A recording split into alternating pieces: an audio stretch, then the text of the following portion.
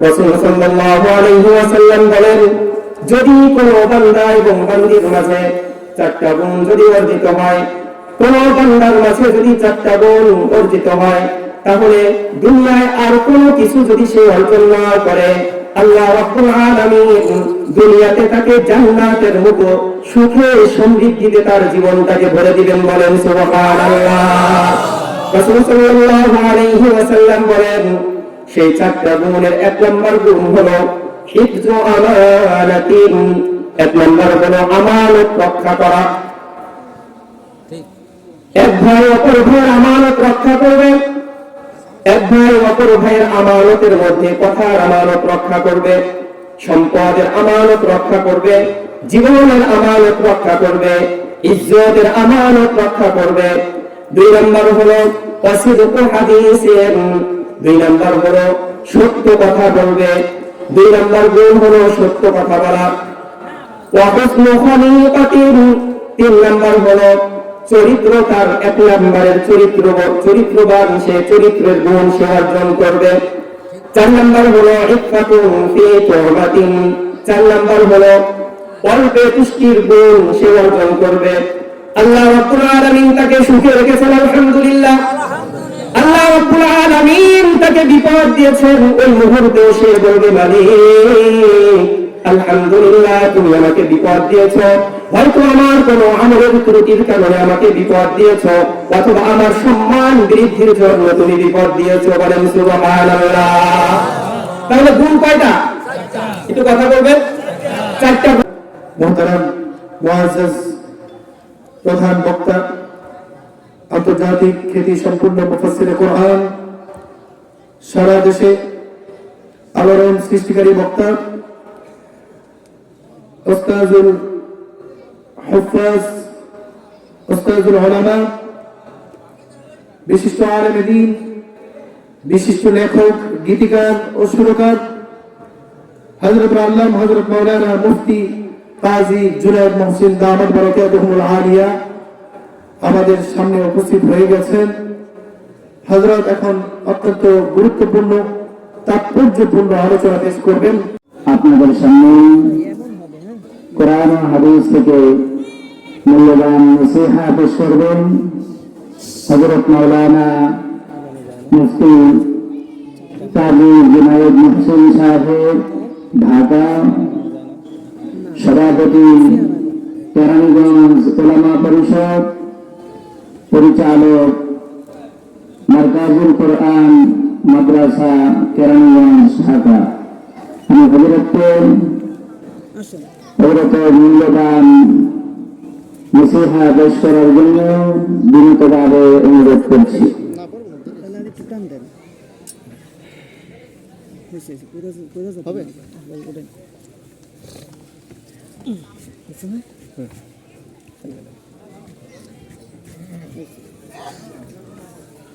আসসালামু আলাইকুম ওয়া রাহমাতুল্লাহি ওয়া বারাকাতুহু।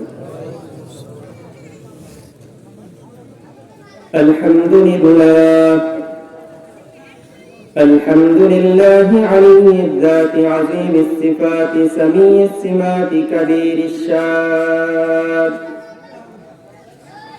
জলিলিল কদরি রফি'িদ যিকরি মুতা'িল আমরি জালিয়িল বুরহান فخير الاسم عزيز العلم وسيع الحلم كثير الغفران جميل الثناء جزيل العطاء مجيب الدعاء عليم الإحسان ونعوذ بالله من شرور أنفسنا ومن سيئات أعمالنا من يهده الله فلا مضل له ومن يضلله فلا هادي له ونشهد أن لا إله إلا الله وحده لا شريك له ونشهد أن سيدنا ومولانا محمد محمدا عبده ورسوله صلى الله تعالى عليه وعلى آله وبارك وسلم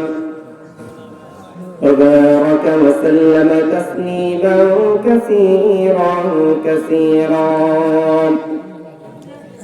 فأعوذ بالله من الشيطان الرجيم بسم الله الرحمن الرحيم إن الله يأمركم أن تؤدوا الأمانات إلى أهلها وقال سيدنا رسول الله صلى الله عليه وسلم أربع إذا كن فيك فلا عليك ما فاتك من الدنيا حفظ أمانة صدق حديث حسن خليقة وعفة في طعمة أو كما قال رسول الله صلى الله عليه وسلم سبحانك لا علم لنا إلا ما علمتنا إنك أنت العليم الحكيم سبحانك لا علم لنا إلا ما علمتنا إنك أنت العليم الحكيم سبحانك لا علم لنا إلا ما علمتنا إنك أنت العليم الحكيم اللهم صل على محمد وعلى آل محمد كما صليت على إبراهيم وعلى آل إبراهيم إنك حميد مجيد اللهم بارك على محمد وعلى آل محمد كما باركت على إبراهيم وعلى آل إبراهيم إنك حميد مجيد بلغ العلا بكماله كشف الدجى بجماله حسنت جميع خصاله صلوا عليه وآله ساقي تسليم كوثر ساقي تسليم كوثر آپ پر لاکھوں سلام اے شافی یہ یوم محشر آپ پر لاکھوں سلام بلغ العلا بکمالہ كشف الدجى بجماله حسنت جميع خصاله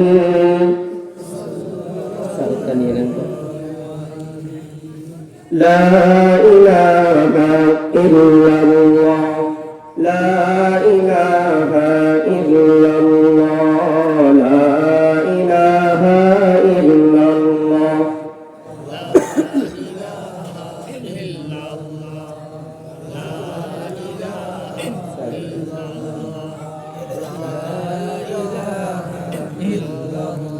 পাখির গানে গানে নদীর কলতানে পাখির গানে গানে নদীর কলতানে ওই নামেরই সূর্য শুনি লা শারীকা লাহ লা ইলাহা ইল্লাল্লাহ লা ইলাহা ইল্লাল্লাহ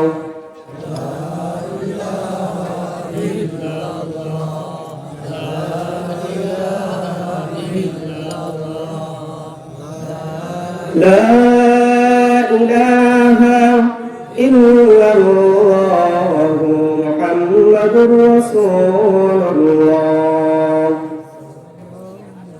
صلى الله عليه وسلم ভোলা জেলার লালমোহন থানার আমিরউদ্দিন হাজিরহাট জামে মসজিদ ও এলাকাবাসীর উদ্যোগে আয়োজিত 2 দিনব্যাপী ঐতিহাসিক বার্ষিক তাফসীরুল কোরআন মাহফিলের সম্মানিত সভাপতি দেশবরেণ্য উলামায়ে কেরাম, আমার সামনে উপবিষ্ট আমার সমবয়সী যুবক বন্ধুগণ, বৃদ্ধ বাবাজিরা, পর্দার অন্তরালে অবস্থানরতা সম্মানিতা মা ও বোনেরা, মহান রব্বুল আলামিনের দরবারে অসংখ্য অগণিত শুকরিয়া সুজুদ যে মহান রব্বুল আলামিন এই ফিতনা ফাসাদের জামানায় এই এলাকার অসংখ্য অগণিত মানুষের মধ্য থেকে আমাদের কিছু মানুষকে যাচাই বাছাই পছন্দ করে একটি দ্বীনি মারকাজের মধ্যে দ্বীনি পরিবেশে উলামায়ে কেরামের জবান থেকে দ্বীনি আলোচনা শোনার মতো তৌফিক সুযোগ এবং হিম্মত দান করেছেন। এজন্য রব্বুল আলামিনের দরবারে শুকরিয়া আদায়ার্থে ঈমানের আওয়াজকে উঁচু করে বলিষ্ঠ কণ্ঠে সমস্বরে একবার কালিমাতুশ শুকর আদায় করি। সবাই বলি আলহামদুলিল্লাহ। ভোলা জেলার মানুষ আমরা যারা ঢাকায় থাকি, আমাদের বিশ্বাস, আমরা এটা আলোচনা করি, ভোলা জেলার মানুষগুলো নরম মনের মানুষ। এটা কি আমরা সঠিক ধারণা করি? আপনাদের কি মনে হয়, আপনারা কি সরল মনের মানুষ নাকি অনেক বেশি চালাক? আমরা ঢাকায় যারা থাকি, আমার আগে হুজুর বয়ান করেছেন চকবাজার ইমামগঞ্জ শাহী মসজিদের ইমাম ও খতিব হাফেজ মাওলানা আনোয়ার আব্দুল্লাহ সাহেব চমৎকার আলোচনা করেছেন। আমরা যখন সফর করি, মাহফিলে যাই, প্রোগ্রামে যাই, তখন কোন জেলার মানুষ কেমন এই বিষয়গুলো আমাদের মুযাকারা হয়, আলোচনা হয়। এই ভোলাতে আনোয়ার আব্দুল্লাহ এখন একজন যোগ্য আলেম এবং ঢাকার একটা ঐতিহ্যবাহী মসজিদের সম্মানিত খতিব। কিন্তু একটা সময় 10-12 বছর আগে সে যখন ছোট ছিল, আমার ছাত্র ছিল, তখন থেকে আমি তাকে নিয়ে মাহফিল করতে আসতাম এই ভোলা জেলায়। 2012-13 সালের দিকে যখন সে অনেক ছোট ছিল, তখন এদিকে আমরা আসতাম, দেখতাম একটা জিনিস আমার খুব ভালো লাগতো, এলাকার মা বোনদের বোরকা পরার পাশাপাশি ছাতা ব্যবহার করত। তখন দেখেছিলাম 12-13 বছর আগে রাস্তা দিয়ে যখন যেতাম, ভোলা লালমোহন থানা ডাউরি বাজার মাহফিল করেছি, বোরহানুদ্দিন দরুন বাজার মাহফিল করেছি, তখন মাহফিল শেষ করে যখন রাস্তা অতিক্রম করতাম, দেখতাম মা বোনরা লজ্জা অবনত হয়ে রাস্তার পাশে ছাতা নিয়ে মানুষদেরকে সুযোগ তৈরি করে দিতেন। জানি না এখন কি অবস্থা, কিন্তু তখন এই বিষয়গুলো অবলোকন করে আমরা খুব পুলকিত হতাম যে একটা এলাকার মানুষ সামগ্রিক অর্থে মা বোনরা দ্বীনের উপরে চলার কারণে ওই এলাকার উপরে আল্লাহ তাআলা দ্বীনি পরিবেশ কায়েম করে দিয়েছেন। এখন আপনাদের কি অবস্থা, এটা আপনারা এখানে থাকেন, আপনারা ভালো বলতে পারবেন। বাকি সারা বাংলাদেশ, সারা বিশ্বের অবস্থা হলো এখন 10-15 বছর আগের যেই পরিস্থিতি ছিল সেই পরিস্থিতিটা এখন আর নাই। আমরা অনেক আধুনিক হয়েছি, শিক্ষিত হয়েছি, বিজ্ঞানের উৎকর্ষতায় আমাদের বাহ্যিক কিছু উন্নতি আমাদের হয়েছে। বাকি 15-20 বছর আগে একজন মানুষের যে দয়া, মমতা, ভালোবাসা, হৃদ্যতা ছিল, ওইগুলো এখন আর পাওয়া যায় না। মুরব্বী বাবাজিরা যারা আছেন তারা বলতে পারবেন, 20-25 বছর আগে মানুষ একজনের বাড়ি থেকে আরেকজনের বাড়িতে ধান কর্জ করত, চাউল কর্জ করত, বলতো আমাদের ধান উঠলে পারে তোমাকে দিয়ে দেওয়া হবে। করা হতো না? একটু সারা দিবেন, ঘুমিয়ে গেছেন, এটা করা হতো। 1 শের বলতো 1 শের চাউল দাও, আমাদের ধান ভাঙানোর পরে আবার তোমাদেরকে দিয়ে দেওয়া হবে।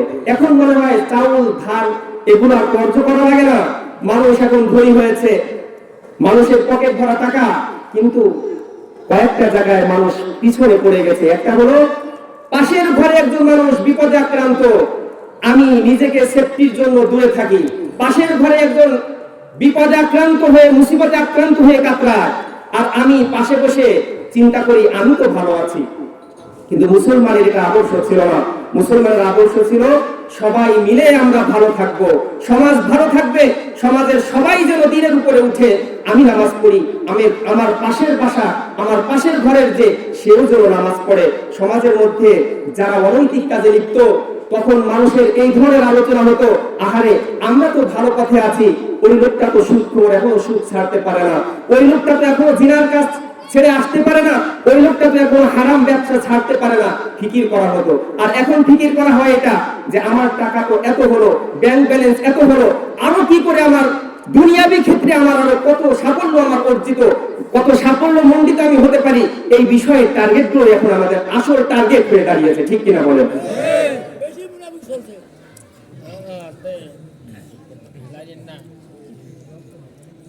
প্রত্যেকেই যদি আমরা নিজের অবস্থান চিন্তা করি, কারো দিকে তাকানোর দরকার নাই। আমার আলো 20 বছর আগে কেমন ছিল, এখন কেমন হয়ে গেল। পড়ালেখা তো করলাম। আপনাদের একটা উদাহরণ দেই, আপনারা গ্রামের মানুষ, খেটে খাওয়া মানুষ অনেকে আছেন, এখান থেকে আপনারা মাথায় করে ধানের বোঝা মাথায় নিয়ে দূরের হাটে আপনারা গিয়েছেন। রাত যখন হয়ে গেছে ফেরার পথে আপনারা চিন্তা করেছেন এই আমিরউদ্দিন হাজিরহাট এলাকার কাউকে পাওয়া যায় কিনা, যদি পাওয়া যায় তার সাথে আমি একসাথে যাব, সাহস থাকবে কথা সাড়া দিয়ে যে এই এলাকা, যে আমার বাড়ির পাশে অথবা আমার গ্রামের, আমার পাশের পাড়া, পাশের গ্রামের কেউ হাটে গেল কিনা, যদি তাকে পাওয়া যায় দুইজনে আমরা একসাথে গল্প করতে করতে আসবো, সুখ দুঃখের কথা আলোচনা করব। তখন সুখ দুঃখের পরিধি ছিল কম, মানুষের চাহিদা ছিল কম। ভাই তোমার মেয়েটা বিয়ে দেওয়া দরকার, আমার ছেলেটা বিয়ে দেওয়া দরকার, এই আলোচনা। কিভাবে সহজ সরল জীবন যাপন ছিল। এখন চিন্তা করেন, এখন আপনি মাথায় ধান তো নেওয়া লাগতেছে না, গাড়িতে নিয়ে গেলেন, ইজি বাইকে করে ডাউরি বাজারে গেলেন, আসার পথে আপনার সামনে এসে একজন বলল, ভাই তুমি না ওই যে হাজিরহাট এলাকার মানুষ? তা আপনি বলবেন কেন, কি হয়েছে? আমি ওই এলাকার মানুষ, একসাথে যাই, চলো যাই। আপনি তখন কি করবেন? মোবাইল টাকা পয়সা গুলো সেভ করবেন। আমার এলাকার মানুষ পথে একা পেয়ে যদি আমার কাছ থেকে ছিনতাই করে নিয়ে যায়। নিজের এলাকার মানুষটাই অবিশ্বস্ত হয়ে গেছে। বিজ্ঞানের উৎকর্ষতায় আমরা বাহ্যিক কিছু উন্নতি লাভ করেছি, বাকি আমাদের মমতা, হৃদ্যতা, ভালোবাসা, একে অপরের প্রতি সহমর্মিতা, এগুলো একেবারে আমাদের নিঃশেষ হয়ে গেছে বললেই চলে। প্রিয় ভাইরা আমার, আসুন আল্লাহর রাসূল সাল্লাল্লাহু আলাইহি ওয়াসাল্লাম যে হাদিস খানা তেলাওয়াত করেছি, এই হাদিসের মধ্যে 4টা গুণের কথা, 4টা গুণ অর্জনের কথা বলেছেন। আলোচনা আপনারা শুনেছেন। মাগরিবের নামাজের পরে আমাদের সম্মানিত খতিব সাহেব মুফতি ওয়ালিউল্লাহ সাহেব ঈমান বিষয়ে আলোচনা করেছেন। আমার আগে ইমামগঞ্জ শাহী মসজিদের সম্মানিত খতিব সাহেব মাওলানা আনোয়ার আব্দুল্লাহ সাহেব কোরআন নিয়ে, কোরআনের আজমত নিয়ে আলোচনা করেছেন। আমি কয়েকটা আমলের কথা বলে মুনাজাতের মাধ্যমে প্রথম দিনের মাহফিল শেষ করবো ইনশাআল্লাহ। শেষ পর্যন্ত সবাই থাকবেন ইনশাআল্লাহ? কে কে থাকবেন একটু হাত তুলে দেখান তো। নারায়ে তাকবীর। আল্লাহ তাআলা সকলের হাতগুলোকে কবুল করেন, সবাই বলেন আমিন। আল্লাহ রাসূল সাল্লাল্লাহু আলাইহি ওয়াসাল্লাম 4টা গুণ অর্জনের কথা বলেছেন। قال رسول الله صلى الله عليه وسلم أربع إذا كن فيك فلا عليك ما فاتك من الدنيا। রাসূল সাল্লাল্লাহু আলাইহি ওয়াসাল্লাম বলেন, যদি কোনো বান্দা এবং বান্দির মাঝে 4টা গুণ যদি অর্জিত হয়, কোন বান্দার মাঝে যদি 4টা গুণ অর্জিত হয়, তাহলে দুনিয়ায় আর কোনো কিছু যদি সে অর্জন না করে, আল্লাহ রাব্বুল আলামিন দুনিয়াতে তাকে জান্নাতের মতো সুখে সমৃদ্ধিতে তার জীবনটাকে ভরে দিবেন। বলেন সুবহানাল্লাহ। রাসূল সাল্লাল্লাহু আলাইহি ওয়াসাল্লাম বলেন, সেই 4টা গুণের 1 নম্বর গুণ হলো হিফজু আমানাতিন। 1 নম্বর হলো আমানত রক্ষা করা। এক ভাই অপর ভাইয়ের আমানত রক্ষা করবে, এক ভাই অপর ভাইয়ের আমানতের মধ্যে কথার আমানত রক্ষা করবে, সম্পদের আমানত রক্ষা করবে, জীবনের আমানত রক্ষা করবে, ইজ্জতের আমানত রক্ষা করবে। 2 নম্বর হলো ওয়াসিদকু হাদিসের। 2 নম্বর হলো সত্য কথা বলবে। দুই নাম্বার গুণ হলো সত্য কথা বলা।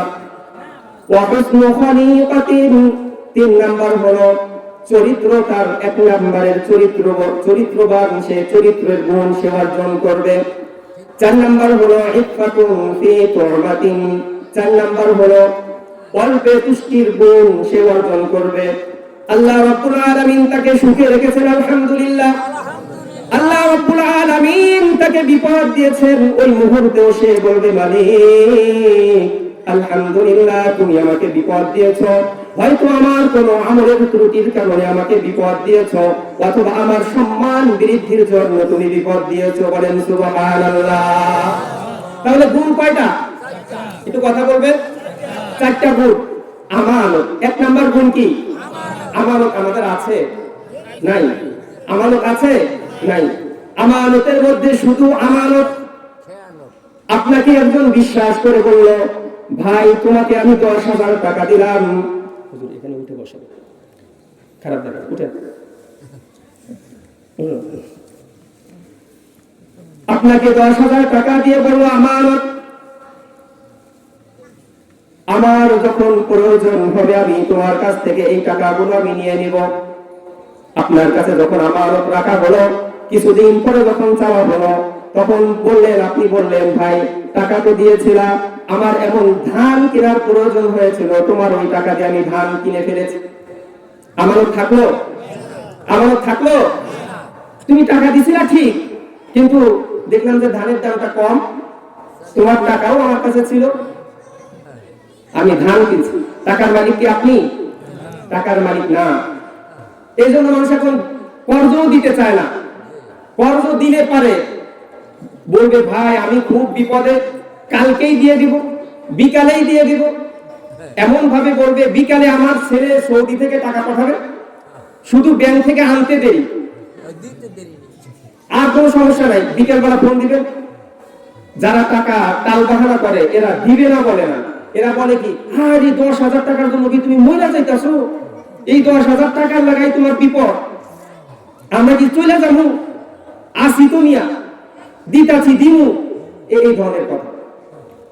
দোকান থেকে আপনি বাকি নিছেন, দোকান থেকে বাকি নিছেন, ভাই আমার তো এখন টাকা নাই, তো এই 1 কেজি চাউল, চাউল তো এখন বাকি কিনে না, কিনে কি ওই দোকানের যে সদাই হুইল পাউডার অন্যান্য সম্পদ, ভাই এই বাকি দাও, বিকালে এই টাকাটা দিয়ে দিব, আমি ওই যে গরুটা বিক্রি করবো হাটে, বিকালে এই টাকা পেয়ে যাবা।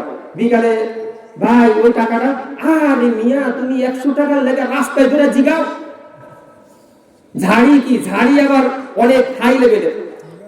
বিপদে যখন পড়ছে তখন বিপদটা তার এত বড় বিপদ, আপনি চিন্তা করছেন হ্যাঁ তা তো দেওয়া দরকার, এখন দোকানদাররা বাকিও দিতে চায় না, কারণ বাকি দিলে পারে বছরের পর বছর ঘুরাবে। আর যখন 100 টাকার একটা সাধারণ মামলা, ছোট মামলা, তো এই 100 টাকা মানুষের কাছে চাইতেও কিছুদিন পরে চাইতেও শরম করে, কিছুদিন পরে আর চায় না। অনেক দোকানদার এমন আছে যে দোকানদারের কাছে মানুষ ঋণী, ওই 10 টাকা একটা সিঙ্গারা খেয়েছিল, ওই সিঙ্গারাটা আর শোধ করে নাই, এটা রয়ে গেছে, কিয়ামতের দিন এটা শোধ করা লাগবে, কিয়ামতের দিন শোধ করা লাগবে, এই 5 টাকার সিঙ্গারা শোধ করা লাগবে। কিয়ামতের দিন যখন বিচার কার্য শুরু হবে, আল্লাহ রাব্বুল আলামিন ইয়াওমা ইয়ানজুরুল মার'ু মা কদ্দামাত ইয়াদাহু ওয়া ইয়াকুলুল কাফিরু ইয়া লাইতানি কুনতু তুরাবা। আল্লাহ রাব্বুল আলামিন বলেন, কাফিররা সেদিন দেখবে মুসলমানের পক্ষ থেকে অপর মুসলমানের বদলা নেওয়া হবে। শুধু মুসলমানের বদলা নেওয়া হবে তাই নয়, একটা পশু অপর পশুর প্রতি জুলুম করেছিল, একটা গরু অপর গরুকে কুতা মেরেছিল, দুনিয়াতে যেটা দুর্বল ছিল, কিয়ামতের দিন সেই গরুটাকে সবল করে দেওয়া হবে এবং বদলা নেওয়া হবে, যতটুকু আঘাত করেছিল ততটুকু আঘাত করা হবে। একটা পশু হিংস্র জানোয়ার অপর জানোয়ারকে আঘাত করেছিল, আল্লাহ রাব্বুল আলামিন দুনিয়ার জীবনে যেটা দুর্বল ছিল, কিয়ামতের দিন সেই দুর্বল পশুটাকে সবল করে দিবেন আর বলবেন বদলা নিয়ে নাও। প্রত্যেকটা প্রাণীর বদলা নেওয়া হবে, বদলা নেওয়ার পরে বলা হবে কুন তুরাবা, তুমি মাটি হয়ে যাও। তখন কাফেররা আফসোস করে বলবে, হায় আফসোস, যদি ওই পশুর মতো আমাকেও যদি মাটি বানিয়ে দেওয়া হতো তাহলে কতই না ভালো হতো। তাহলে পশুর বদলা নেওয়া হবে, মানুষের বদলা নেওয়া হবে না? আপনাদের আওয়াজ শুনে মনে হয় নেওয়া হবে না?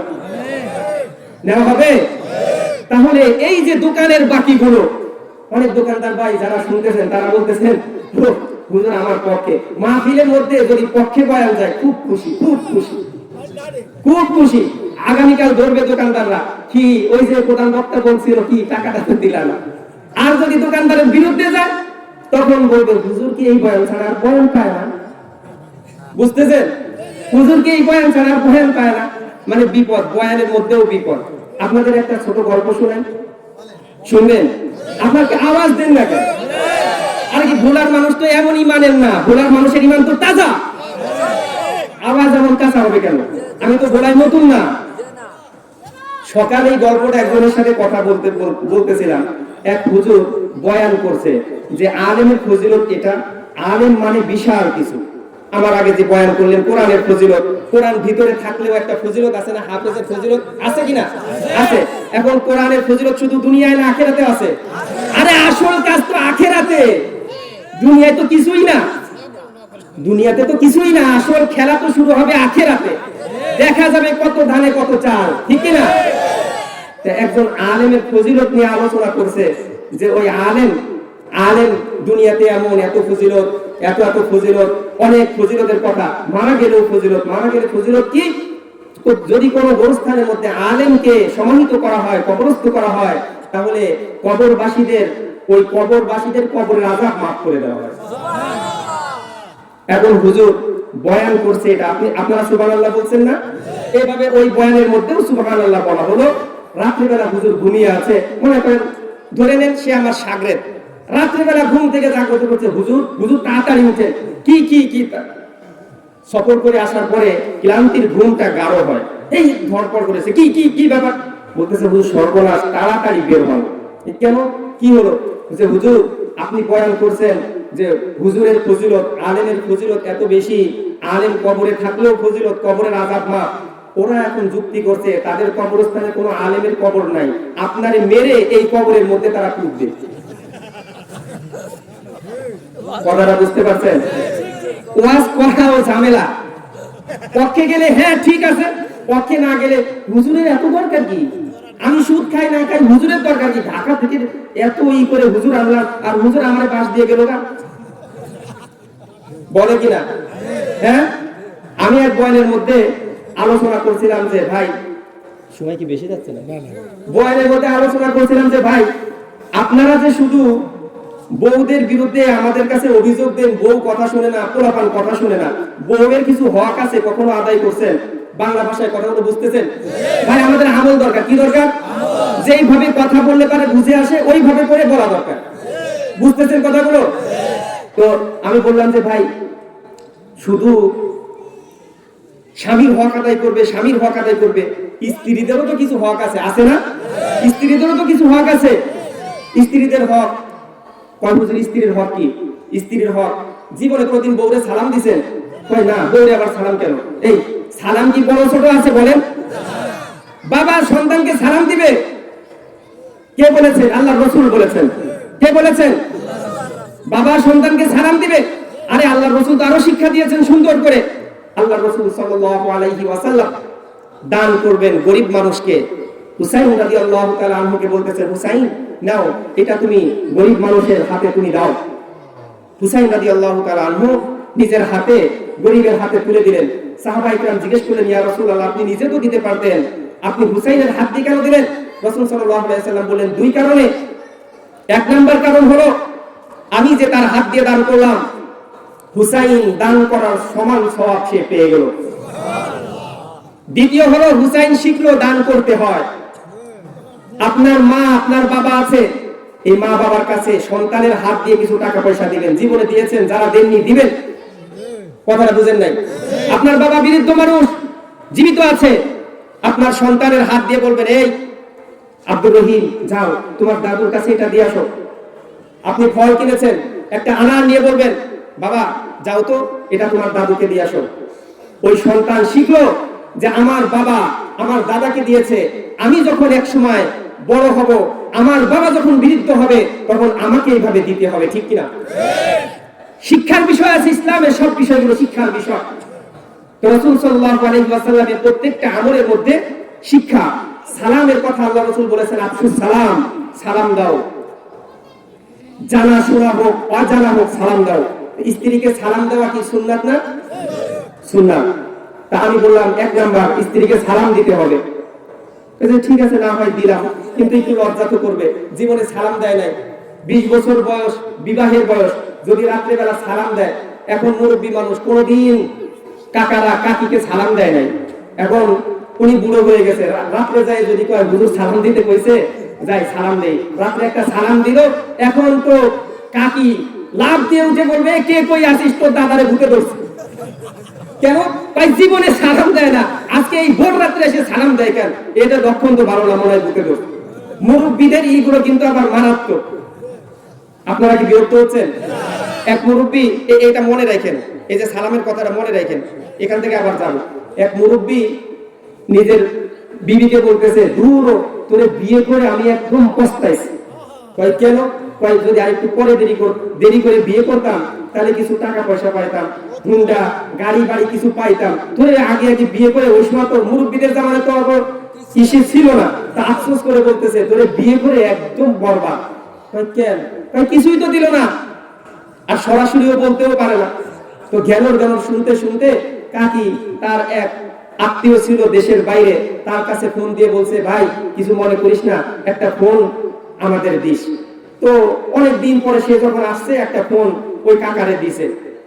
দেওয়ার পরে কাকা ওইটা নিয়ে টিপে টিপে, এখন আগে মাথা তো ভালো করে বুঝেন, আমি ভালো করে বুঝি না, আর মুরব্বী মানুষ, আমার এই যে টাচ মোবাইল নাই, অনেক সময় টাচ মোবাইল আমার ছাত্ররা যা বুঝে আমি বুঝি না। এখন মুরব্বী টিপতে টিপতে হঠাৎ শুনে কি এক মহিলা বলতেছে কি, আপনার মোবাইলে 13 টাকা 14 পয়সা আছে। এখন ওই মুরব্বী মানুষ মোবাইলে এক মেয়ে কণ্ঠ, অবাক হয়ে গেছে, কি রে আমার মোবাইলে টাকা আছে, এই মহিলা কোত্থেকে, কোন মহিলা জানে গেল। যাক ভালো, ওই মোবাইল নিয়ে সারাদিন বসে থাকে।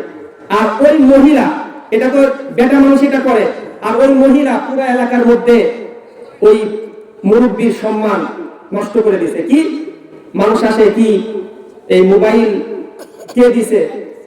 মহিলা বলে যে তোমার কাকা যে মোবাইল নিয়ে ভাব নেয়, ওই মোবাইলটা আমি দিছি, বুড়োকালে যৌতুক দিছি। তো যখন মোবাইল টিপতেছে, পোলাপান আসছে, যুবক পোলাপান, কাকা কি করেন? কয় মোবাইল। কয় মোবাইল নিয়ে ভাব নেন, এই বুড়ো বয়সে যৌতুক দিচ্ছেন। কয় কে কইছে? কয় দাদি তো করলো। আর একজন আসছে, হ্যাঁ মোবাইল নিয়ে এমন টিপেন, তো মোবাইল কে বললো? মোবাইল কে দিছে? যে দাদি দিছে। কে বললো? কয় দাদি তো বললো। সর্বনাশ, দাদির মনে সন্দেহ ঢুকছে যে মোবাইল নিয়ে এমন করে কেন, সারাদিন মোবাইল নিয়ে এমন করে কেন। একদিন মোবাইলটা গোপনে নিচে নিয়ে টিপতে টিপতে হঠাৎ করে ওই মহিলার কণ্ঠ, আপনার মোবাইলে 13 টাকা 16 পয়সা আছে। কাকি তো মারাত্মক রাগ, 30 বছর যাবত সংসার করি, আমি জানি না তার মোবাইলে কত টাকা, এই কোত্থেকে কোন মহিলা আসলো, এই মহিলা কয় 13 টাকা 56 পয়সা আছে। মারাত্মক রাগ। আর ওই যুবক পোলাপান আরো দূর লাগাই দিছে, কয় ঠিকই কইছেন, আমরাও তো দেখি মোবাইল নিয়ে বসে থাকে, মনে হয় কোনো গোপন সমস্যা আছে। এটা কি গোপন সমস্যা? গোপন সমস্যা না, কিন্তু বোঝার ভুলের কারণে একটা গন্ডগোল লেগে গেছে। তো বলছিলাম সালামের কথা। 1 নাম্বার হলো সালামের কথা, স্ত্রীদেরকে সালাম দেওয়া। 2 নাম্বার হলো তাদের ভালো কাজের প্রশংসা করা। এই নসিহতটা যখন করলাম যে স্ত্রীদেরকে, তাদেরকে কিছু প্রশংসা করতে হয়, তো একজন এসে বললো, হুজুর কি প্রশংসা করব, বিয়ে করছি কালা একটা, ওর রূপের কথা যদি বলি আরো রাগ করবে। আমি বললাম যে রান্না বাড়া করে না? হ্যাঁ রান্না করে। তো কিভাবে? রান্না খাওয়ার পরে আপনি বলবেন রান্নাটা খুব মজা হয়েছে। মহিলারা যখন রান্না করে, যখন প্রশংসা শুনে যে রান্নাটা ভালো হয়েছে, তখন তাদের মনে একটু শান্তি লাগে। অনেক মহিলা জিজ্ঞাসা, রান্নাটা কেমন হয়েছে কোন তো, ডাউলটা কেমন হয়েছে বলেন তো, মানে জিজ্ঞেস করে, ওইটা বললে পরে তাদের একটু শান্তি লাগে যে আমি কষ্ট করে রান্না করলাম। আমাদেরকে অনেক সময় জিজ্ঞেস করে, দাওয়াত খাওয়াতে নিয়ে গেলে পরে মানে হুজুর গোশতটা কেমন হয়েছে বলেন তো, মানে গোশতটা উনি রান্না করছে, গোশতটা রান্না করার কারণে ওটা জিজ্ঞেস করে। তো এখন ওই লোকটা বাসায় গিয়ে খাবার দাবারের পরে বলতেছে যে আলহামদুলিল্লাহ আজকের রান্নাটা খুব মজা হয়েছে, খুব মজা। বউ কি করছে, যেই চামচ দিয়ে রান্নার খাবার বেড়ে দেয়, ওই চামচটা সরাসরি তার গায়ে মারছে। বুঝতে পারছেন? হুজুর বললো প্রশংসা করার জন্য, আমি প্রশংসা করলাম আর আমাকে চামচ মেরে দিল। পরের দিন আসে, হুজুর কি নসিহত করলেন, কি ওয়াজ করলেন, আমার সর্বনাশ। কি হয়েছে? আমি বলছিলাম রান্নাটা খুব মজা হয়েছে, আর এই রান্না মজা হওয়ার প্রশংসা করার সাথে চামচ দিয়ে আমার মুখে দেখেন তা। আমি কই ইন্না লিল্লাহ। পরে কি বলছে?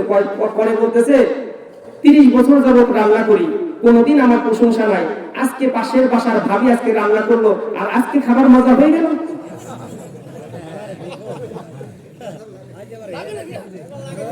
বুঝতেছেন কথা? আর কথা কয় না। এখন ঘটনাক্রমে এমন হয়ে গেছে, আপনার লাইনে আনতে হবে।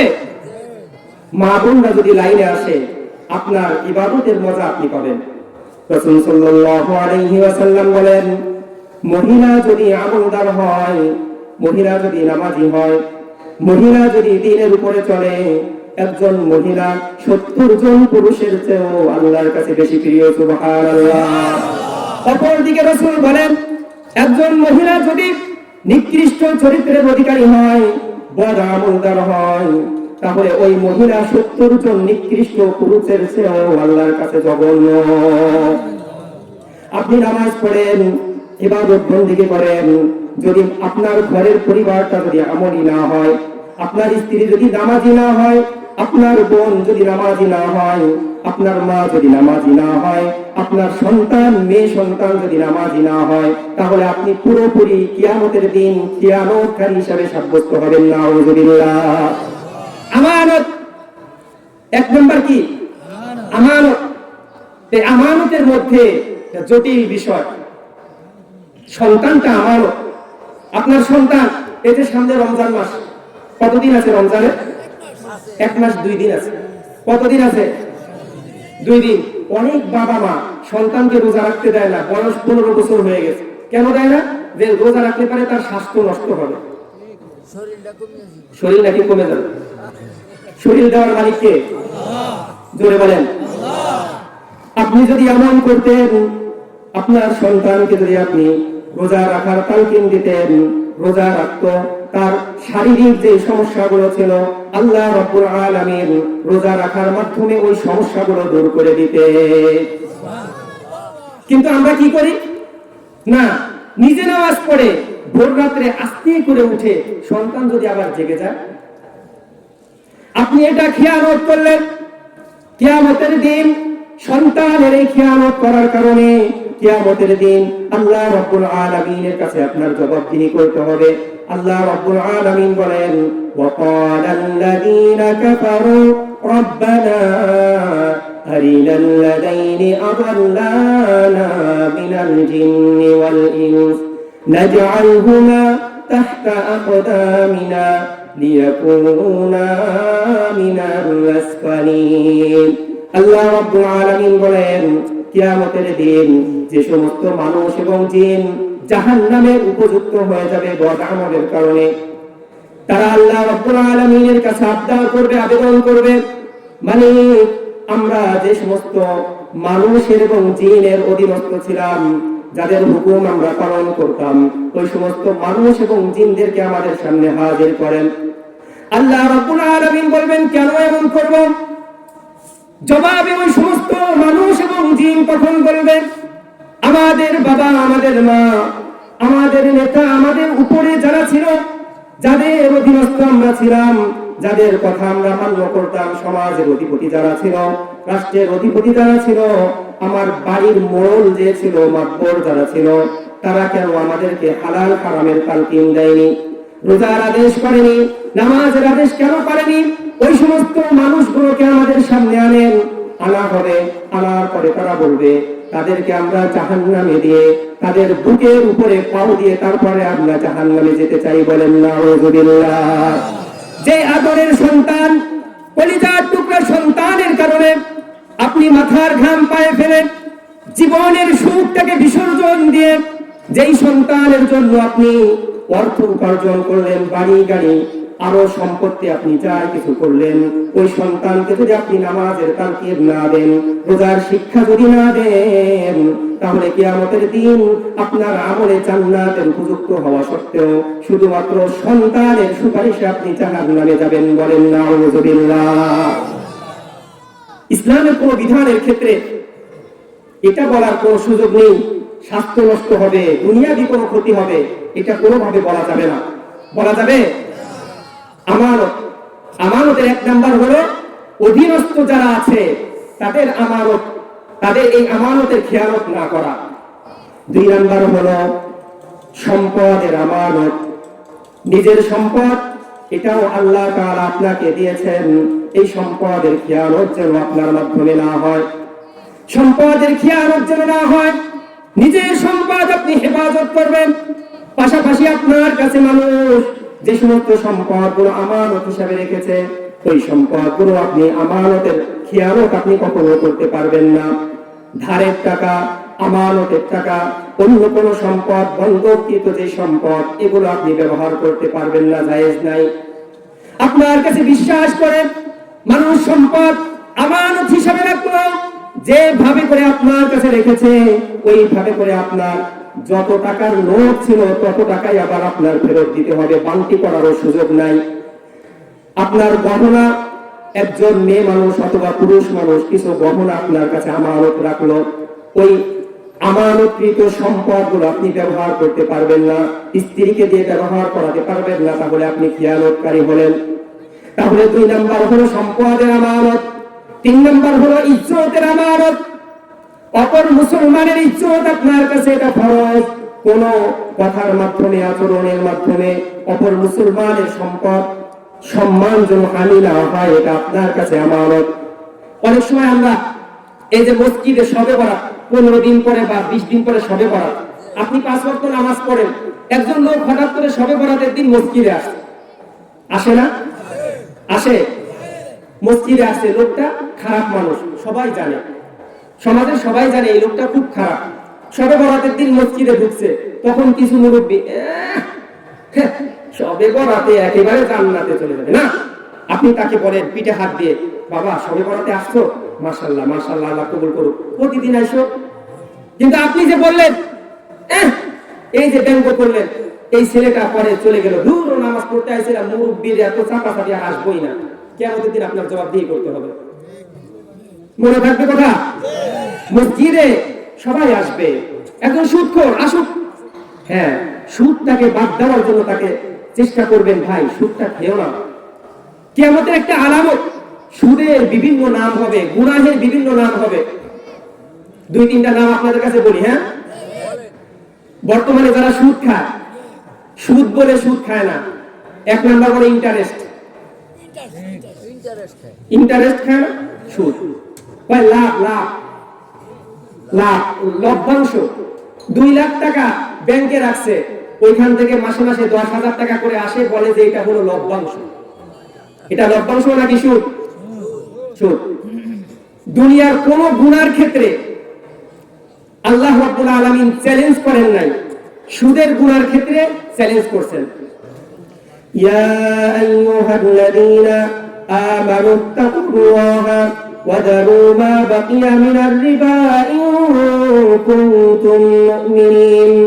আল্লাহ রাব্বুল আলামিন বলেন, হে ঈমানদারেরা, যদি আল্লাহকে প্রকৃত অর্থে ভয় করে থাকো তাহলে সুদের কারবারগুলো ছেড়ে দাও।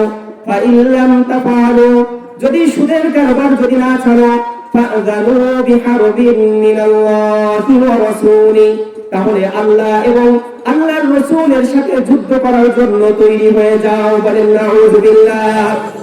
আল্লাহর সাথে চ্যালেঞ্জ করে পৃথিবীর কোন মানুষ কখনো টিকতে পারেনি। নমরুদ, সাদ্দাত, হামান, কারুন, যত ঘটনা আপনারা জানেন, আপনাদের চেয়ে কোটি গুণ বেশি তাদের সম্পদ ছিল, ক্ষমতা ছিল, ঠিক কিনা?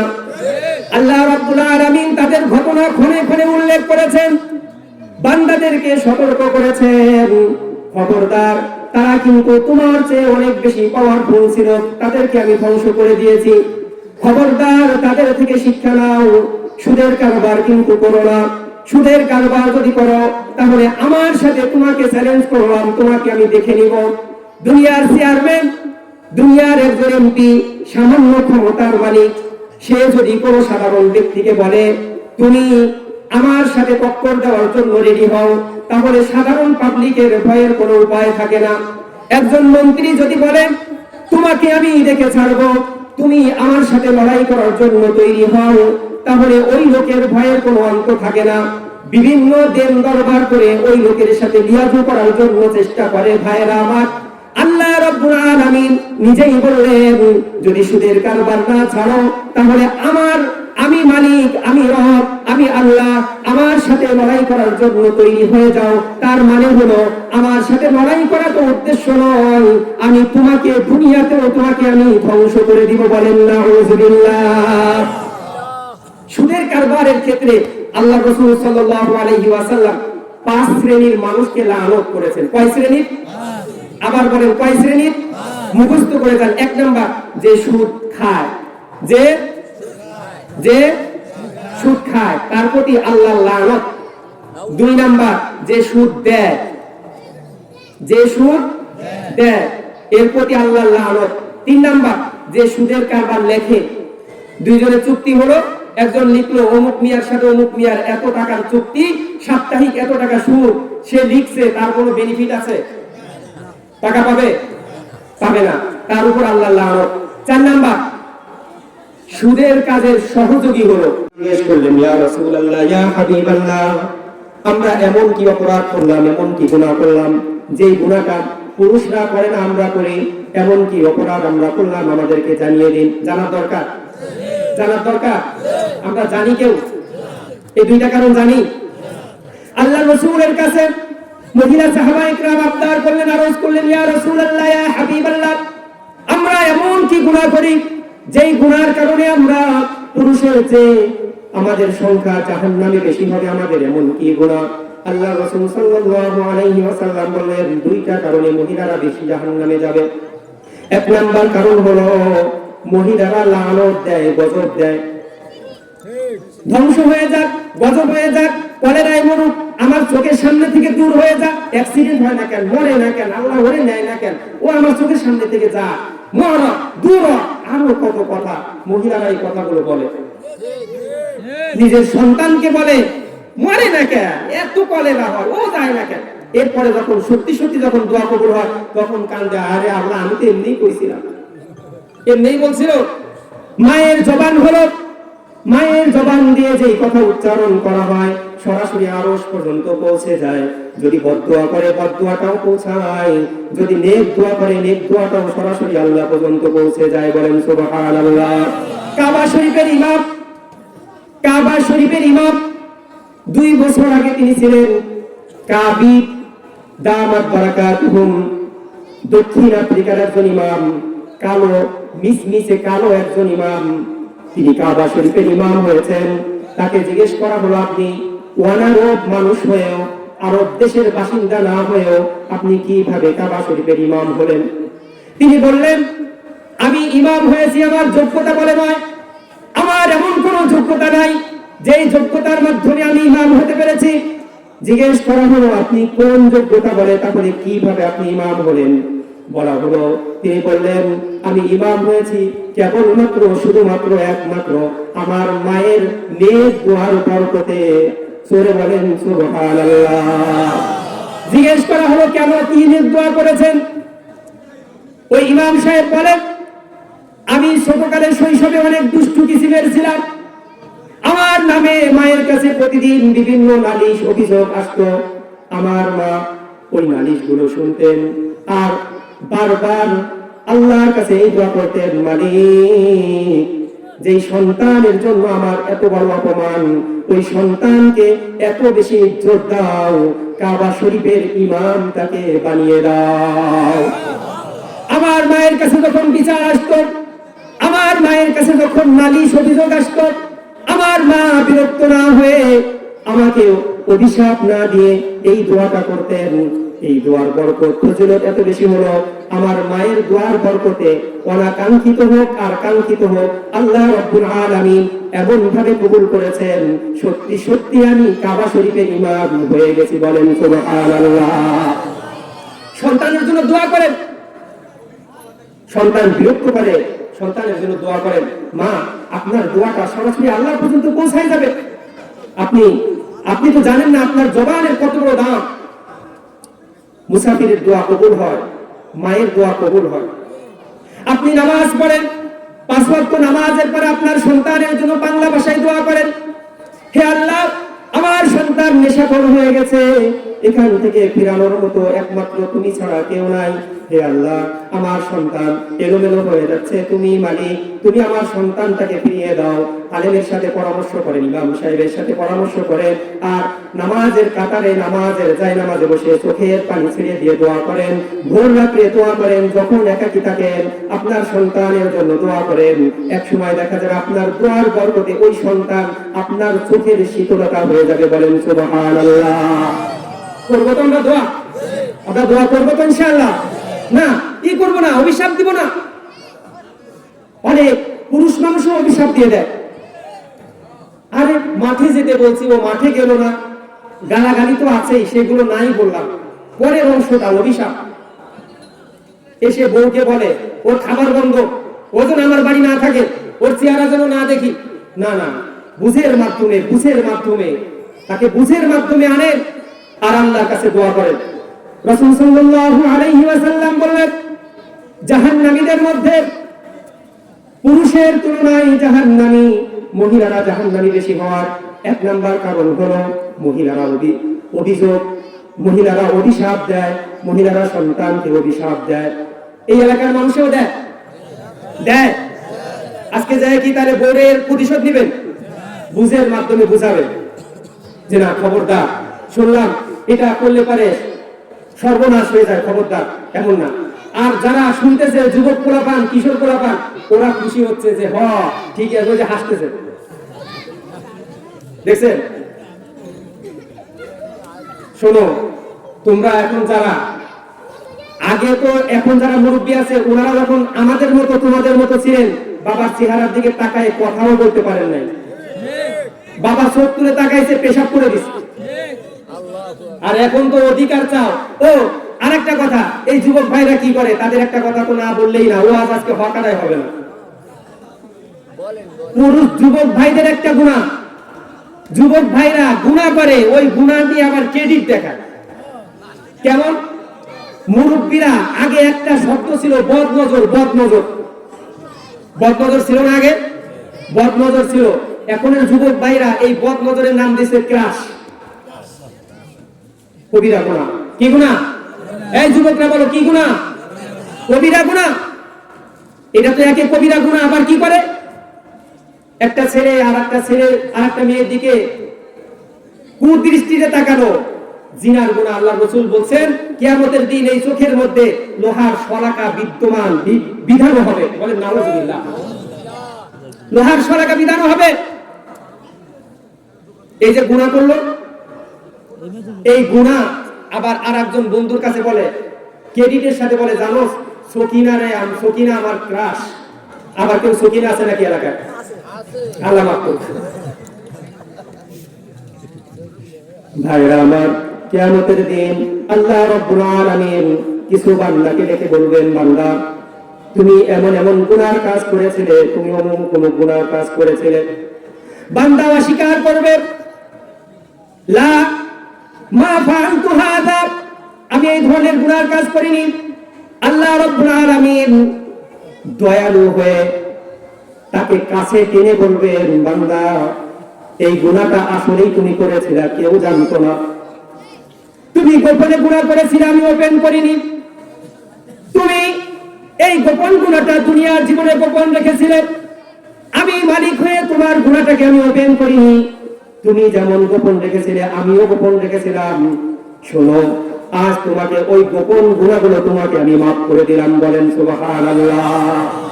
সাথে সাথে এটা বলা হবে, বান্দার তোমার গুনাহগুলো শুধু আমি মাফ করলাম, এটাই শেষ নয়, বরং তোমার গুনাহগুলোকে আমি যতটুকু গুনাহ করেছিলে ততটুকু নেকি দ্বারা পরিবর্তন করে দিলাম। বলেন সুবহানাল্লাহ।